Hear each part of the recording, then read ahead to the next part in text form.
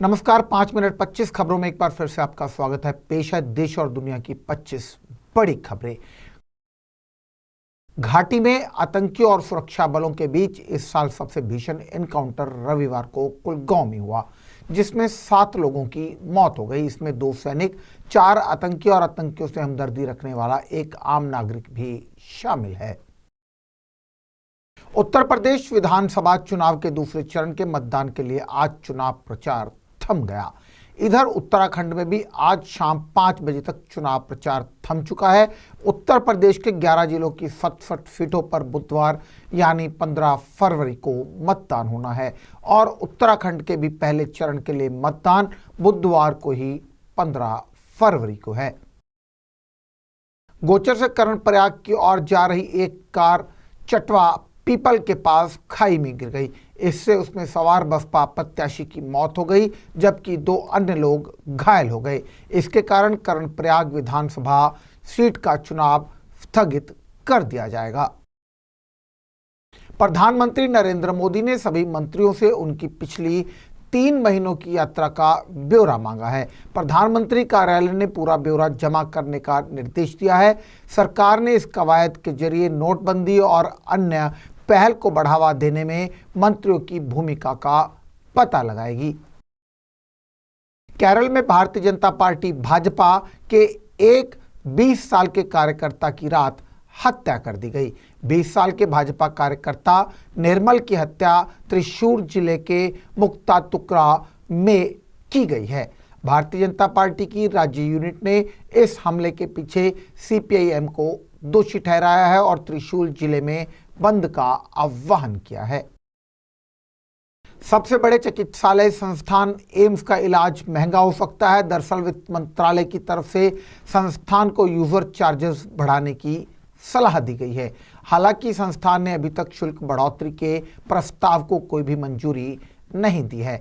AIIMS के उपनिदेशक DDA we Srinivas ने कहा है कि प्रस्ताव पर अभी विचार किया जा रहा है।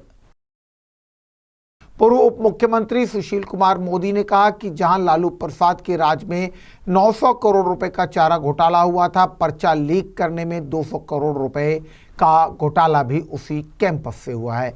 उन्होंने कहा कि क्या यह सिर्फ संयोग है कि बीएसएससी का दफ्तर उसी वेटनरी कॉलेज के पास है। अपने ट्वीट में मोदी ने कहा कि यह एक इत्तेफाक है कि चारा घोटाला के एक मामले में लालू प्रसाद की जमानत लेने वाला एक शख्स पर्चा लीक घोटाले में अभियुक्त है।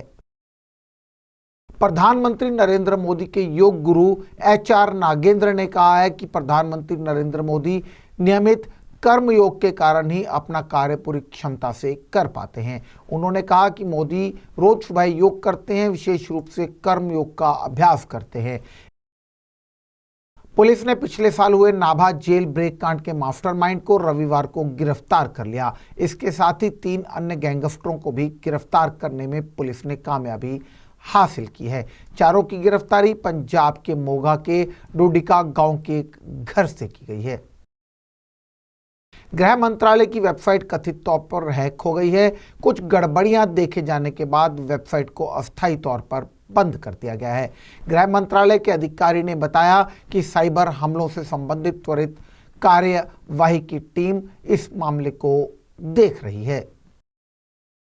डिब्रूगढ़ राजधानी एक्सप्रेस फिर से एक बार दुर्घटनाग्रस्त होते होते बाल बच गई। खगड़िया से ट्रेन जैसे ही मानसी की ओर बढ़ी, कलेक्ट्रेट स्थित रेलवे ट्रैक पर एक बाइक राजधानी के इंजन में फंस गई, जो कि 1 किलोमीटर दूर तक घसीटती चली गई।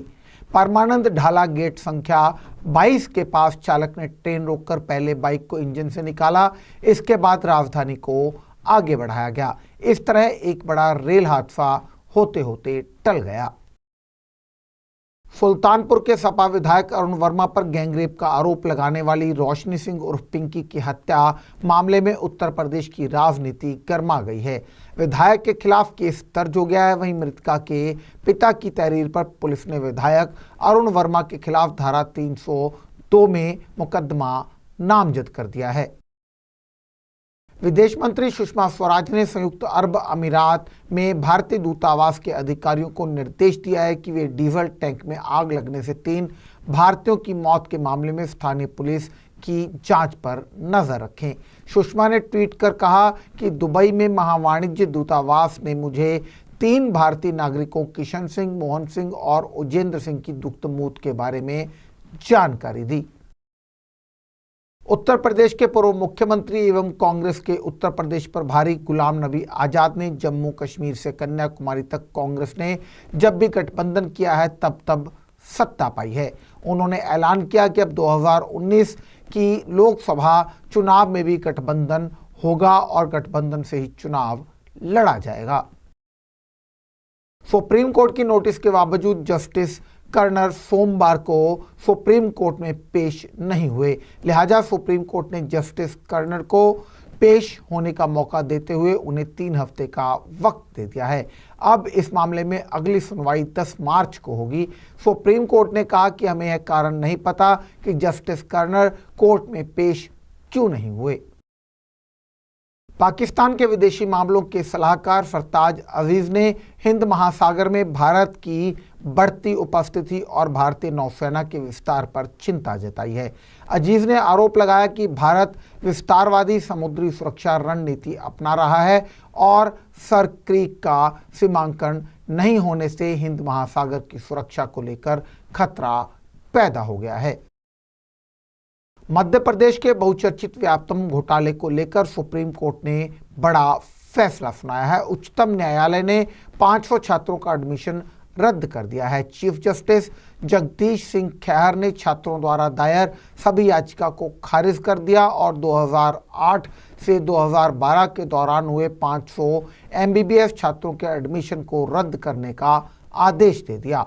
गौरतलब है कि दाखिले और भर्ती को लेकर मध्य प्रदेश में व्यापम घोटाला सामने आया था।